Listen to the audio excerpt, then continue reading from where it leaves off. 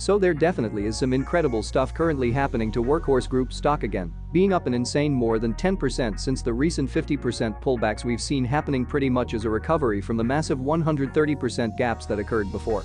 But this certainly is not the craziest jump that already happened to the stock, with it literally having gapped up an astonishing 7,800% at the beginning of the year, which also is where we are generally seen still pulling back from. But now after the multiple weeks of nearly constantly heading down, we're actually seeing some fairly big upward moves again, possibly indicating some huge recoveries just like the ones before. As there still are some crucial aspects that need to be considered here, however, what we are going to do today is give you an updated insight into what is actually happening to Workhorse Group stock and the also recently released earnings report, as well as break down exactly whether it is still a buy at the end. And as the analysis in the video is as always crucial to consider before buying the stock, make sure to stay tuned. Before we jump right in, however, just hit that subscribe button down below. And as we'll keep you updated on breaking news and awesome trading opportunities every single day, subscribing would not only help us but also you. So there is really no excuse for not smashing the subscribe button. It's free, and you can always unsubscribe if you feel so. Alright, let's start talking about the stock, and especially as the new second quarter earnings report literally got released just a few weeks ago, as well as in consideration of the spectacular jumps we've seen happening to the stock before. There are obviously a lot of reasons also for the enormous surge in popularity of the pretty groundbreaking electric delivery car manufacturer in the United States. But despite the good-looking financials we will take a deeper look at in a second, there certainly still are some relatively large obstacles ahead, particularly because the company also continues to be far away from actual profitability. Even regarding the stock's performance, we've seen some fairly consistent pullbacks since the recent highs up to the now, however more than 10% gains after the extended streak we've talked about at the beginning.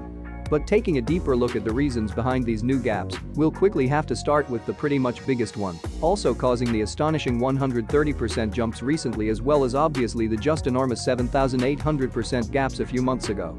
And we're talking of course about the massive excitement, especially from retail traders on forums like Wall Street Bets and videos like this one talking about the stock, also causing a lot of people to buy back in, while simultaneously making shorts have to cover their positions, resulting in a significant jump in price to the recent highs. But when it comes down to such a short squeeze, there's pretty much just one component that actually enables it in the first place: short interest.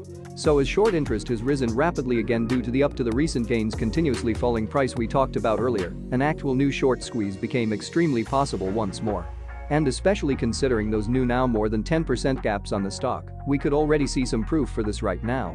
But it is not only the price action that makes Workhorse such an interesting company for investors. In fact, it completely sets itself apart from its competition, particularly when you look at the company's earnings as well as its actual operation. For example, it literally only produces 100% electric vans with a ton of extra features put in, such as a substantially greater cargo capacity and some really advanced tracking systems allowing for some major advantages over normal delivery trucks.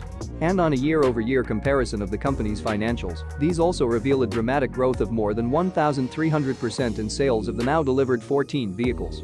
If you compare that to last year's $92,000 profit from literally just one truck, you'll quickly notice the actual massive amount of the company's growth, also bringing the new total to $1.3 million in the quarter.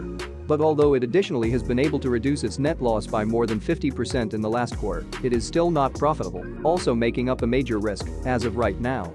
But as e-commerce continues to grow at some astronomical speeds, the resulting increase in transportation and distribution makes capitalizing on this through an EV manufacturer a really smart and future-proof choice, especially one that might not already be super popular and overbought, also considering the massive hype it still faces.